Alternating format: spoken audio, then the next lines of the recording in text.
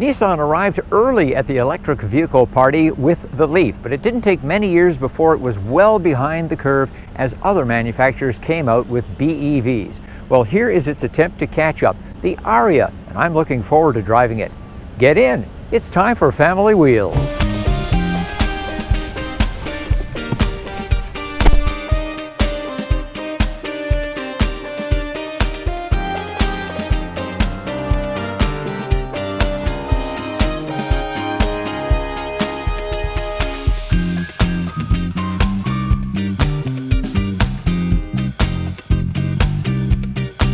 Family Wheels is posted first thing Saturday morning, and your likes help make it happen. And while you're giving us a like, subscribe to Family Wheels and click the little bell to receive notifications. For a 1-minute version of some of our reviews, check out the shorts section. Thanks. This is Nissan's first all-electric crossover / SUV, and it impresses me greatly. For starters, I love the looks, particularly the front end and the back end, and the creases that carry between the two are just really nice touches. In addition, we have the optional copper-colored paint on this car with the black roof, and it is just gorgeous. The inside design is very good. I'd put it one notch below excellent. We have primarily a really good riding position. It's quite high up. Another design positive, 2 screens inside one frame. Another feature that is different from other manufacturers is this protrusion from the lower part of the dash with the start-stop button, as well as some of the HVAC controls and the volume and on-off switch. The materials here and in the center console, it's plastic with a wood grain finish, here done in black, and it just looks cheap. More successful, the upper finishes of the dashboard along the doors, ultra suede, or some call it mouse fur, and then beyond that, it's just plastic. With the 2-motor all-wheel drive version of the Ariya, we have close to 400 horsepower, so let's take it up one of Vancouver's steeper hills and see what the pep is like. Really sure-footed, a ton of torque on the takeoff, very satisfying. If you've not driven a battery electric vehicle before, try it out, even if you're not thinking of buying one. If you've got nearly 400 horsepower and it's in an electric vehicle, which is going to be heavier than a conventional internal combustion vehicle, you'd better have good brakes. We slowed down quite acceptably here. However, I have a pretty serious complaint. It's the feel of the pedal, and that's important to a lot of drivers. And here, it is mushy and variable. Sometimes the pedal will be appropriately hard, but oftentimes it will be quite mushy, and that can be disconcerting. How's the handling? It's actually pretty good in regular driving. It tends to bias the front wheels over the rear. Regardless of what mode you're in, when you really hit the accelerator, it goes to a rear bias on the torque. Either way, I think this vehicle turns well, as they used to say. Let's take the Ariya down our neighborhood bumpy road and see how it handles the bumps and potholes and speed bumps and such. It's a nice quiet ride. It is a smooth ride. Our review vehicle here is the top spec. It is the, let's see if I got this right, Nissan Ariya Platinum Plus E-Force.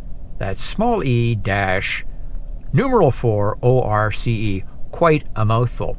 But all you really need to know is that this is a full load. Got the panoramic moonroof, heated and ventilated seats. Ventilated seats, great option to have. Bose audio system, and plenty more.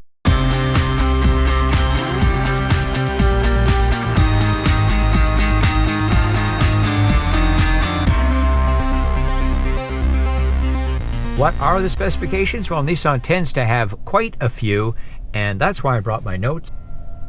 Yeah, okay, it's a bit gimmicky, but it's kind of fun, and it does give you a little more space. The Ariya has a bewildering variety of trims. Nissan.ca lists 10, but they can be distilled into 3 main offerings: Engage, Evolve, and Evolve Plus.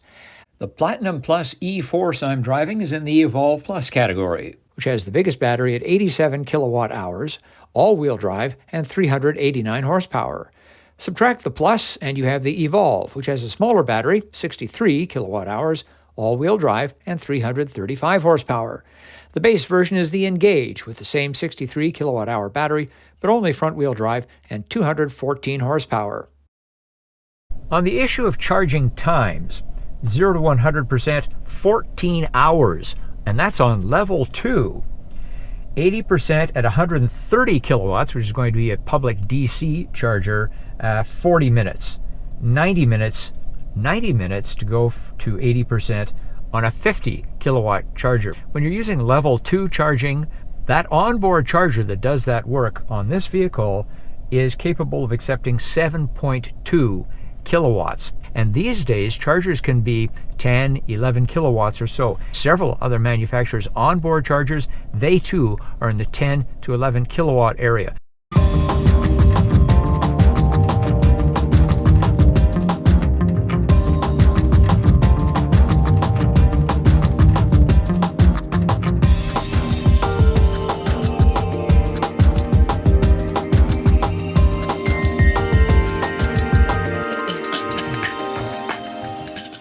The Ariya passes our child seat test. Behind me, the kind that takes up the most space, a rear-facing child seat. Up front, I'm 5 feet 11 inches tall, 180 centimeters, and there's decent room between my knees and the glove box door.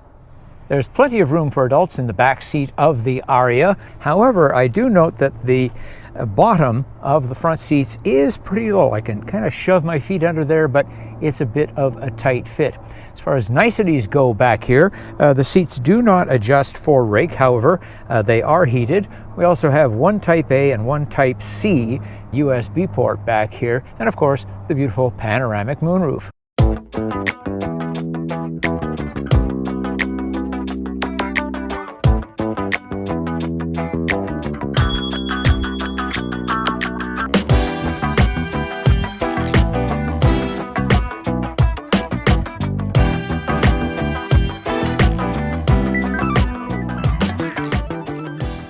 Well, there you have it, the Ariya, a fine-looking EV that puts Nissan on a much stronger footing competing against the rapidly expanding field of battery electric vehicles. But what do you think?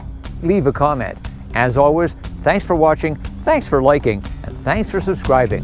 I'm Richard Detman, and I'll see you next time on Family Wheels.